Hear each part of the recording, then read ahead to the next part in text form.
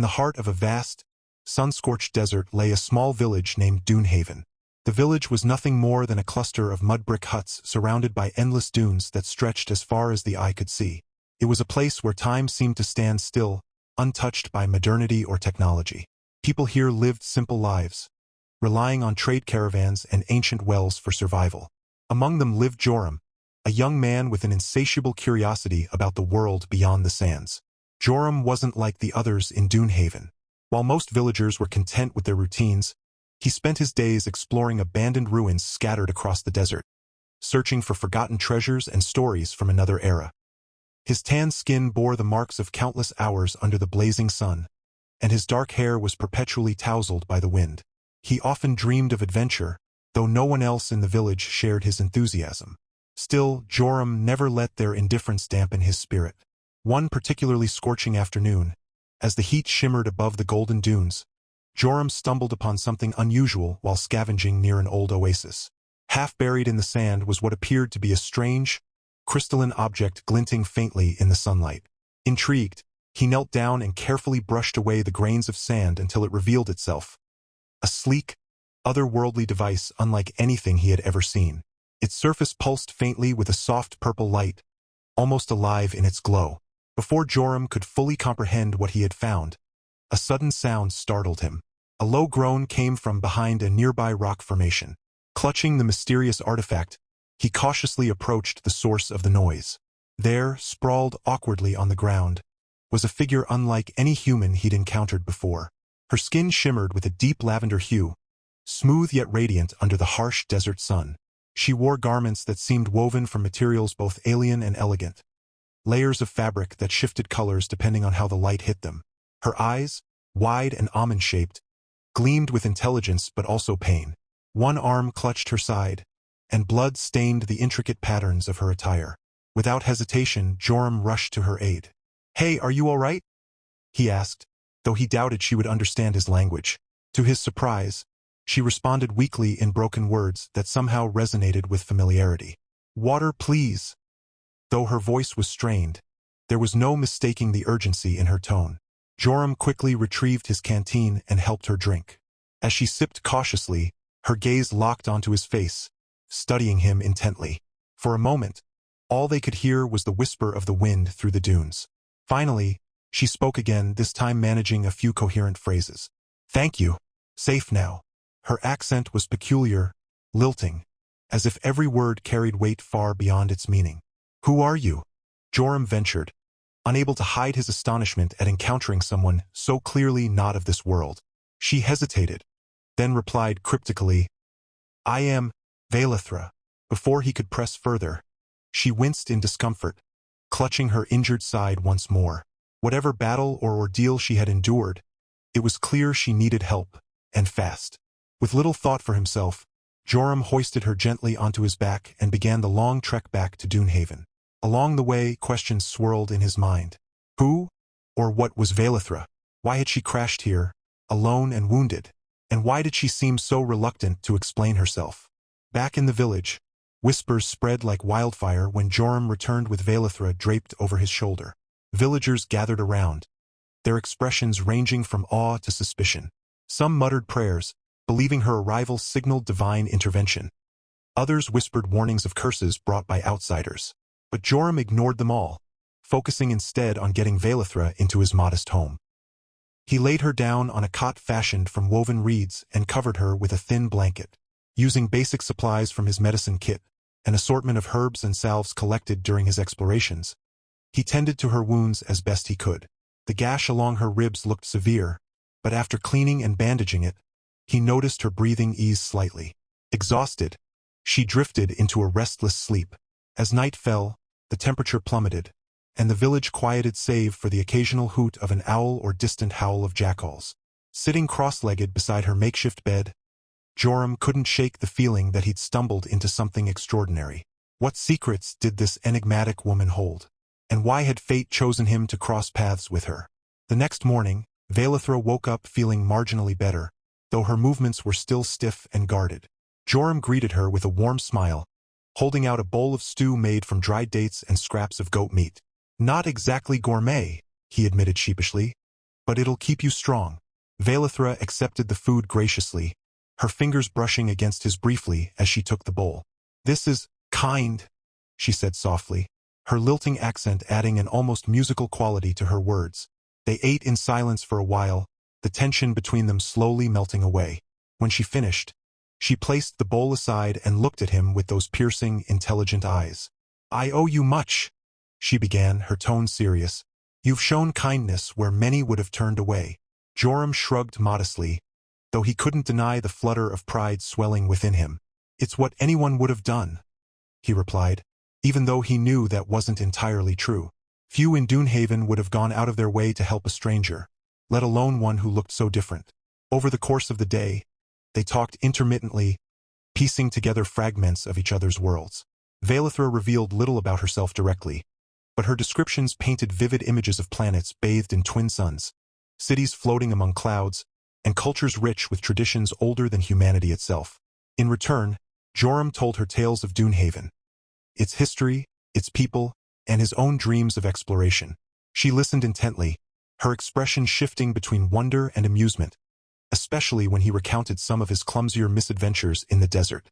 Despite her regal bearing and ethereal beauty, Velithra had a playful streak that caught Joram off guard. At one point, she teased him about his unruly hair, comparing it to the wild tumbleweeds that rolled through the village during storms. He retaliated by pointing out how her glowing purple skin might attract unwanted attention if she ever ventured into town without covering herself. Their laughter filled the small room, breaking through the heaviness of her situation. But not everything was light-hearted. As evening approached, Velithra became more somber, her thoughts visibly drifting elsewhere. Sensing her unease, Joram asked cautiously, "Are you worried about whoever hurt you?" She nodded slowly, her gaze fixed on the cracked clay floor. "They will come looking," she murmured. "And when they find me, I fear what they may do." Her words sent a chill down Joram's spine. He hadn't considered the possibility of danger following her here. "Who are they?" he pressed, though he already suspected the answer wouldn't be comforting. Velithra hesitated, then sighed deeply. "Enemies, powerful ones." That was all she offered, but it was enough to confirm his fears. Later that night, as they sat outside under a canopy of stars, Velithra surprised him by reaching into her robes and pulling out the crystalline device he'd discovered earlier. She held it up, letting the moonlight catch its shimmering facets. "This belongs to my people," she explained. "It is important, dangerous, if misused." She turned it over in her hands, her expression unreadable. "I didn't realize it had fallen until too late." Joram frowned, recalling how he'd found it half buried in the sand. "Why didn't you just leave it behind?" he asked bluntly. Her response was unexpected. "Because I made a promise, to protect it no matter the cost." Her voice carried a weight that silenced him. There was clearly more to her story than she was willing to share, but he didn't push further. Instead, he leaned back against the wall of his hut, staring up at the constellations above. "You know," he said after a pause, "if you're trying to stay hidden, you picked the perfect place. No one comes here unless they absolutely have to." She chuckled softly, the sound oddly soothing. "Perhaps that is why I survived." For the first time since finding her, Joram allowed himself to relax. Despite the looming threat of pursuit and the mysteries surrounding her identity, he felt a strange sense of purpose. Helping Velithra wasn't just about doing the right thing. It was about proving to himself that he could make a difference, even in a world as vast and unpredictable as hers. Little did he know, however, that the greatest challenges and revelations were yet to come. As the days passed, life in Dunehaven settled into a fragile rhythm. Joram continued to care for Velithra, ensuring her wounds healed properly and keeping her presence hidden from prying eyes. Most villagers remained unaware of her existence, thanks to his careful efforts to shield her from curious gazes. However, rumors began circulating nonetheless. Whispers of strange lights in the desert and sightings of a purple ghost haunted the edges of campfires, fueling superstitions that only grew louder with each retelling. Meanwhile, Velithra proved to be both resourceful and resilient. Once she regained enough strength, she insisted on helping Joram with daily tasks, refusing to be a burden. Together, they repaired the roof of his hut, fetched water from the well, and even bartered goods at the market using coins she produced from a hidden compartment in her belt. Each coin bore intricate designs that baffled traders, yet somehow held immense value. Without fail, vendors eagerly accepted them, leaving Joram to marvel at the wealth she casually carried. Their bond deepened as they worked side by side, sharing stories and laughter. Yet beneath the surface, an unspoken tension lingered. Velithra rarely spoke of her past or the enemies she feared, deflecting questions with vague answers or subtle changes of subject. Joram respected her boundaries but couldn't shake the nagging feeling that she was hiding something monumental. Still, he chose to trust her, believing that she would reveal what she could when the time was right. One evening, as they prepared dinner, Velithra suddenly froze, her head tilting slightly as if listening to a sound only she could hear. Her eyes widened, and she glanced sharply toward the horizon. "They're coming," she whispered, her voice tight with urgency. Joram followed her gaze, squinting into the distance. At first, he saw nothing but the usual expanse of dunes. Then, a faint hum vibrated through the air, growing louder with each passing second. A sleek, black vessel emerged from the sky, hovering silently above the desert like a predator stalking its prey. Its design was unmistakably alien, angular and menacing, with glowing red markings that pulsed ominously. Panic surged through Joram as realization dawned. "Those are your enemies?" he breathed, gripping the edge of the table. Velithra nodded grimly, already moving toward the door. "We need to leave. Now." Grabbing the crystalline device and a small satchel of essentials, they slipped out of the hut just as the ship descended closer, casting long shadows over the village. Villagers scrambled in confusion, shouting and pointing at the unnatural apparition blotting out the stars. Joram and Velithra darted through narrow alleys, avoiding the chaos erupting around them. Behind them, the ship released several smaller drones, which zipped through the air, scanning the area with mechanical precision. "This way," Joram hissed, leading her toward the outskirts of the village where the dunes offered natural cover. They crouched low, hearts pounding, as one of the drones buzzed overhead. Velithra clutched the device tightly, her knuckles white. "If they take this," she trailed off, her voice trembling, "everything will be lost." Joram swallowed hard, adrenaline coursing through his veins.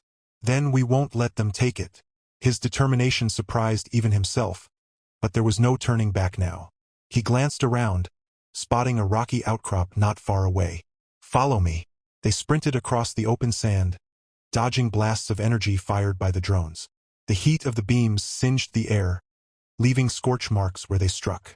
Velithra stumbled once, nearly dropping the device, but Joram caught her arm, pulling her forward. "Keep going," he urged, shielding her body with his own as another blast narrowly missed them. Reaching the rocks, they ducked into a shallow cave, panting heavily. Velithra leaned against the wall, her breath ragged. "I can't run forever," she admitted, frustration etched across her face. "There has to be another way." Joram nodded, his mind racing. He peered outside, watching as the drones circled like vultures. An idea began to form, one risky enough to work. "We'll use the device," he said firmly. "Whatever it does, maybe it can disable those things." Velithra hesitated, clearly torn. Activating the artifact meant revealing its power, something she had been desperate to avoid. But with no other options, she finally relented.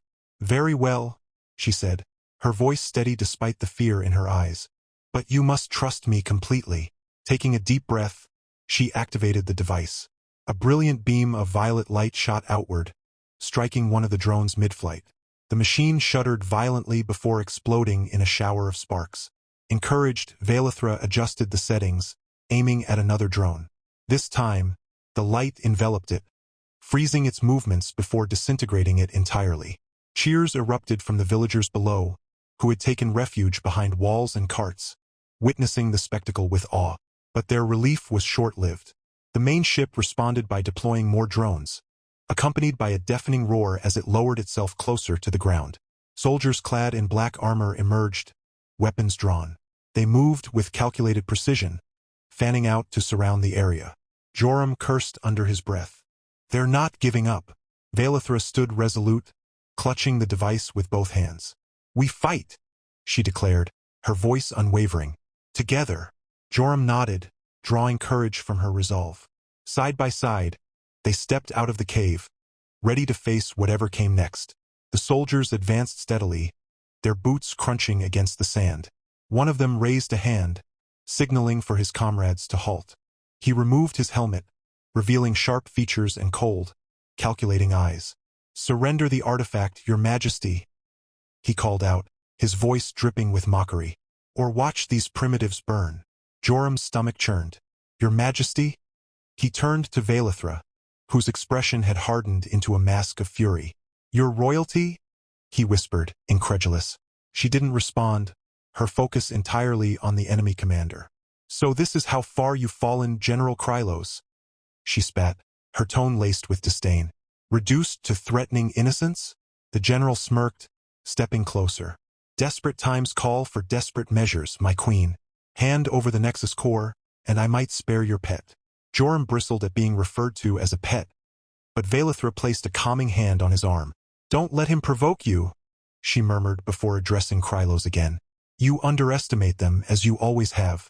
These primitives possess something you lack, courage." Krylos laughed cruelly, raising his weapon. "Courage won't save them, or you." With that, he gave the signal and his troops opened fire.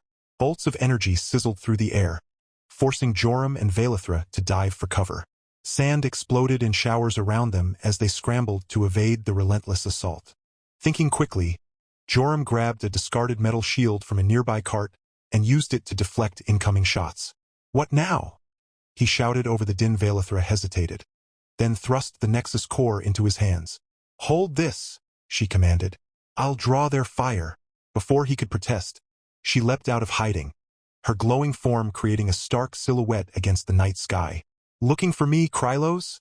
she taunted, her voice amplified by some unseen force. The soldiers turned their attention to her, firing relentlessly. But Vaelithra moved with fluid grace, dodging every shot with uncanny precision. She extended her arms, and a shimmering barrier materialized around her, deflecting the remaining blasts harmlessly into the sand. Seizing the opportunity, Jorum crept along the perimeter, clutching the nexus core tightly. He spotted an opening, a gap in the soldiers' formation near the ship, and bolted toward it. The hum of the vessel grew louder as he approached, its metallic surface gleaming ominously under the moonlight. Reaching the hatch, he fumbled with the controls, trying to decipher the alien symbols etched into the panel. Sweat dripped down his forehead as the seconds ticked by, each one feeling like an eternity. From behind, he heard Vaelithra cry out in pain. Turning, he saw her stumble, a smoking wound on her shoulder where a stray bolt had breached her defenses. Fury surged within him. "Hang on!" he yelled, slamming his palm against the control panel in frustration. To his astonishment, the hatch slid open with a hiss. Inside the ship, chaos reigned. Alarms blared, and red lights flashed as systems malfunctioned. Jorum realized the nexus core was disrupting the vessel's operations. He raced to the cockpit, navigating unfamiliar corridors with instinct guiding his steps. Upon reaching the command center, he inserted the artifact into a central console, praying it would do what Vaelithra intended.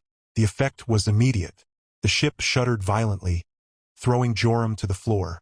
Outside, the soldiers faltered as their equipment failed, leaving them vulnerable. Seizing the moment, Vaelithra unleashed a final burst of energy, incapacitating Krylos and his men. The battlefield fell silent, save for the groans of defeated foes.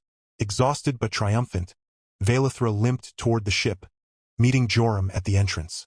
"We did it," she said, her voice tinged with disbelief. But her relief was short-lived. From above, another ship descended. A larger, more imposing vessel emblazoned with the crest of an empire Jorum didn't recognize. "They've sent reinforcements," Vaelithra whispered, her shoulders slumping. "And this time we may not be so lucky." The arrival of the second ship cast a shadow over their fleeting victory. Its massive frame loomed above them, blotting out the stars and casting an oppressive darkness over the desert. Jorum and Vaelithra exchanged a glance, their exhaustion giving way to grim determination. They had come too far to give up now. Before they could act, however, a voice boomed from the new vessel, a deep, resonant tone that seemed to echo in their very bones. "Vaelithra, Queen of the Zanari Dominion," it declared, "you are hereby summoned to return to your rightful place." Jorum's eyes widened as he turned to Vaelithra. "Queen?" he repeated, his voice barely above a whisper. She nodded solemnly, her expression unreadable but tinged with sadness. "I am, or was," she admitted softly, "until I chose exile to protect my people, and the Nexus core, from those who would misuse its power. The revelation hit Joram like a tidal wave. This woman, this extraordinary, courageous woman, was not just royalty. She was a queen. And yet, despite her title and responsibilities, she had shown him kindness, trusted him implicitly, and fought alongside him as equals. He felt humbled, honored, and more than a little overwhelmed. A shimmering portal opened at the base of the larger ship, revealing a delegation of figures clad in regal attire. Their leader stepped forward, bowing deeply before Vaelithra. "Your Majesty," he said, his voice reverent, "we have searched for you across galaxies. Please come home. Your throne awaits." For a moment, Vaelithra hesitated. Her gaze flickered between the delegation and Joram, her emotions warring visibly on her face. Then, without warning, she took his hand in hers, her grip firm and resolute. "Not without him," she declared, her voice steady and unyielding. "He is my companion, my ally, and if you wish me to return, he comes with me." The delegates exchanged startled glances, clearly unprepared for such a demand. But after a tense pause, their leader inclined his head. "As you wish, Your Majesty." The journey back to Vaelithra's palace was unlike anything Joram could have imagined. The ship soared through hyperspace, leaving behind the barren sands of Dune for vistas of glittering nebulae and planets that defied comprehension. Vaelithra introduced him to wonders beyond his wildest dreams. Crystalline forests that sang in harmony with the wind, oceans of liquid light that pulsed with energy, and cities suspended in midair, connected by bridges of pure energy. Despite the awe-inspiring sights, Joram couldn't shake the feeling of being an outsider. Everywhere they went, people bowed to Vaelithra with reverence, their eyes filled with hope and admiration. Yet when they looked at him, there was curiosity and sometimes skepticism. He understood their doubts. How could a simple villager from a forgotten desert possibly belong in a realm as grand as this? But Vaelithra never let him doubt himself. Whether she was explaining the intricacies of galactic politics or simply sharing quiet moments with him beneath alien skies, she made it clear that he belonged by her side. "You saved me," she told him one evening as they stood on a balcony overlooking her kingdom. "Not just my life, but my spirit. You reminded me why I chose to fight. For love, for freedom, for justice." Her words stirred something deep within him. For so long, he had dreamed of adventure, of escaping the monotony of Dune. But now, standing beside her, he realized that his greatest journey wasn't about leaving his old life behind. It was about finding someone who saw him for who he truly was. As days turned into weeks, their bond grew stronger. They laughed together during formal banquets where Joram struggled to use alien utensils, explored hidden corners of the palace hand in hand, and shared countless conversations under the glow of twin moons. Slowly but surely, the court began to accept him, not because of his title or achievements, but because of the way Vaelithra looked at him, as though he were the only person in the universe who mattered. One night, amidst a celebration marking the restoration of peace to the Zenari dominion, Vaelithra led Joram to the highest tower of the palace. From there, they could see the entire kingdom spread out below them, a tapestry of lights and colors stretching endlessly into the horizon. She turned to him, her violet eyes shimmering with emotion. "Joram," she began, her voice trembling slightly, "when I fled my throne, I thought I had lost everything. But meeting you, fighting beside you, it has shown me what true strength looks like. You've given me something I never knew I needed, a reason to believe again." Tears welled up in her eyes as she continued. "I don't know what the future holds, but I do know this. I want you by my side, not as my subject or my protector, but as my partner, my equal." She paused, taking a deep breath. "Will you stay with me? Rule this galaxy together." Joram stared at her, his heart pounding. In that moment, all his fears and insecurities melted away. He didn't care about the vastness of the universe or the weight of her crown. All he cared about was her, the woman who had changed his life forever. "Yes," he said simply, pulling her into his arms. "Always." And so, beneath the twin moons of her kingdom, they sealed their promise with a kiss. A union not just of two hearts, but of two worlds. Together, they faced the challenges ahead, ruling with wisdom, compassion, and unwavering love. For in each other, they had found not only a home but also a destiny worth fighting for. Their love story became the stuff of legends, whispered across galaxies and celebrated in songs sung by bards from starry courts to humble villages. After Vaelithra's heartfelt proposal atop the palace tower, Plans for their wedding were set into motion with a grandeur befitting a queen, but also infused with touches that honored Joram's simple roots. The ceremony took place in the heart of the Zanari dominion, within a shimmering amphitheater carved from crystal and bathed in the light of twin suns. Vailithra wore an intricate gown woven from threads that seemed to capture the colors of the cosmos themselves, shifting hues of violet, gold, and silver that mirrored her radiant skin. Joram, ever humble, opted for attire inspired by his desert origins. A tunic adorned with subtle embroidery depicting constellations, paired with ceremonial robes gifted by Vailithra's people. Together, they stood before dignitaries, warriors, scholars, and common folk alike, united not just as rulers but as partners bound by trust, courage, and shared sacrifice. The vows they exchanged were simple yet profound. "I promise to stand by you," Joram declared, his voice steady despite the weight of countless eyes upon him. "To honor your strength, cherish your kindness, and never let fear divide us." Vailithra's response brought tears to even the hardest hearts. "You have given me more than I ever thought possible," she said, her lilting accent adding grace to every word. "With you, I am whole." As the ceremony concluded, fireworks erupted in the sky. Not explosive bursts but cascading streams of luminescent energy that painted the heavens in dazzling patterns. Cheers echoed through the crowd, blending with the harmonious hum of crystalline instruments played by musicians floating midair on anti-gravity platforms. It was a celebration unlike any other, bridging cultures and worlds under one banner of unity. Life after the wedding was nothing short of extraordinary. As co-rulers of the Zanari dominion, Vailithra and Joram brought balance and prosperity to their realm. They implemented reforms that prioritized equality, ensuring that even the most remote planets under their rule thrived. Trade flourished, technology advanced, and peace reigned, a testament to their combined vision and leadership. But it wasn't all politics and governance. Their personal life blossomed as well. Over the years, they welcomed a brood of children, each one unique in personality and appearance.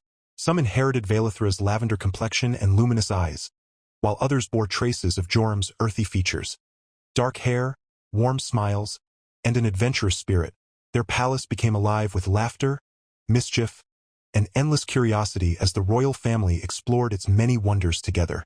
One particularly memorable day involved their youngest child, Leora, accidentally activating a gravity-nullifying device in the throne room.